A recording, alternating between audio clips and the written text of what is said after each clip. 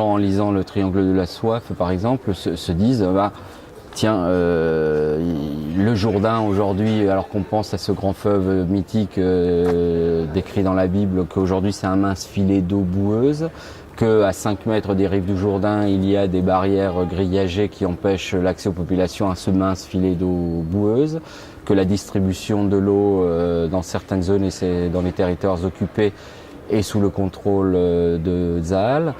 L'enfouissement de déchets radioactifs au large de la Somalie, où on prend des containers entiers et on les balance par-dessus bord, ce qui est une réalité, ce qui est vrai. La prochaine guerre, entre guillemets, qu'il va y avoir au Proche-Orient, ça va plutôt être une guerre autour de l'eau et non pas autour du pétrole, parce que du pétrole, il y en a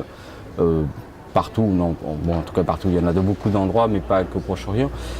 Donc je ne fais pas de la politique, je ne dis pas que les uns sont bons, que les autres sont méchants, etc. Je montre juste et je donne juste des informations vraies que l'on peut retrouver effectivement dans un magazine de reportage d'actualité ou aux infos télévisées ou en lisant un journal. Je les fictionnise, mais c'est pour informer effectivement, mais en divertissant. En divertissant par le fait qu'on a un album bouclé, on a une histoire bouclée et puis qu'on essaye de passer, comme lorsqu'on va au cinéma, on essaye de passer un beau moment.